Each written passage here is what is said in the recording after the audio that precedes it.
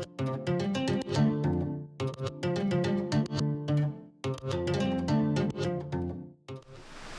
guys, Coach Hunter here with Alfie helping me out today.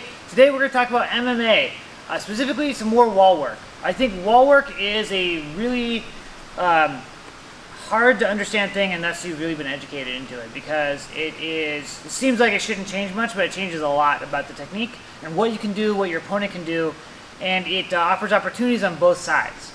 It's definitely a lot easier to stand up from like a pinning position with a wall behind you. It's also harder to do a lot of other techniques.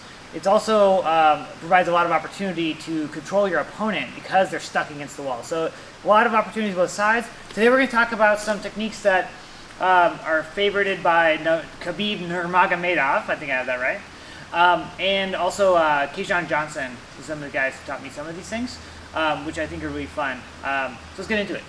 We're going to start off, we have to work clinch somehow against the cage. Okay, I've got Alfie pinned here, so I'm just going to drop to his legs. We talked about this in a previous video. What I like about the double leg here is I don't have to drop all the way to my knees, just to his hips. From here I press my shoulder in and drag his legs back to the mat. Okay, right here. So right from here, I'm going to step over his legs. Both of my legs are now surrounding his. I'm going to thread underneath and lock, making sure my knees are above his knees. Okay? Right from here, it's a good striking position. We can send strikes. I don't have my full hips behind it, but with elbows, I mean, it's just mashing someone up. To go further, I control a wrist and a collar tie, and I can pull him or push him. I think it's easier to push. And if he collapses all the way, sweet. I mean, most people won't though. He's gonna try to build himself back up to his elbow. He's gonna coming up. So I reach behind him, pass his wrist off, and then collapse him down. And then now it's a good time for me. Okay, not so much for Alfie in this case. Okay. So from the takedown, I control his legs. If his legs are straight, I'll pull him up, slide my leg underneath, and lace. Okay? Really important that my knees are above his knees, because if they're below, he can spread his knees and get to like a butterfly guard. Once they're above, he can't pull his knees out as easily. Now, of course, this has to be a dynamic thing.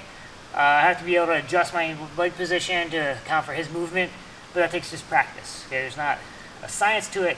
Well, there is, but it's just not something that's easy to explain. Okay, controlling wrist, head, tilting him over, reaching behind him, passing the wrist off, driving him down, and then go to town. So that's an ideal scenario for me, right? But annoyingly, my opponent, he's going to react and try to escape. So I'm controlling his legs like I took him down. He's going to whizzer. He's going to start turning. He's going to spread his base. He's looking to stand, right? Go and stand all the way up, right? And then now go all the way up. Like he's like, we're competitive, we're fighting here, and I have the cage position, but now I have to take him down again. So, what are we going to do? Come back up.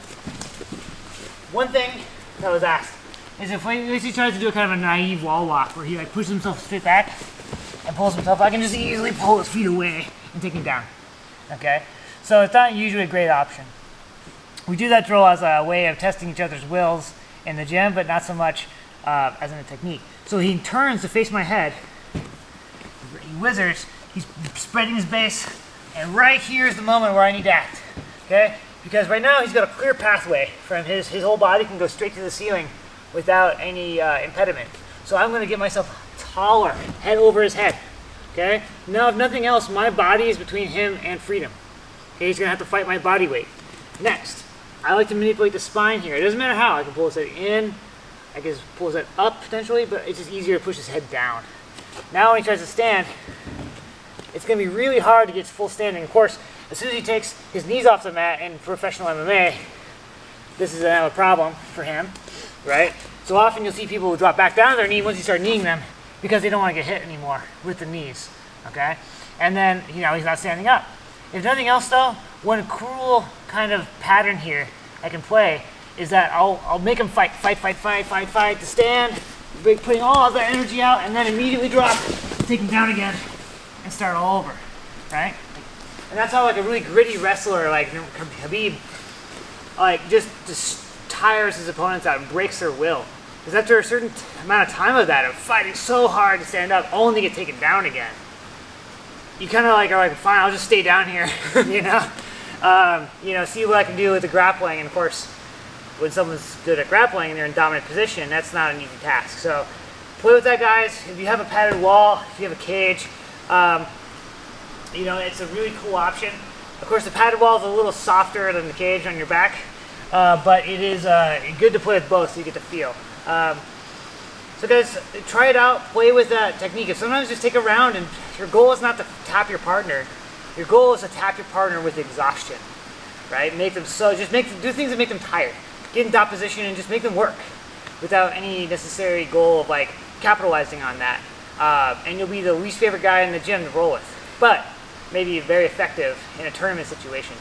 And even if you lose your match, maybe you ruin your opponent's day, because now his next match is going to be a complete, he'll be gassed. So, but then again, I'm kind of a troll that way. So guys, like this video and subscribe to our channel to see all of our content. And as always, stay safe, stay healthy, and I'll see you on the mats.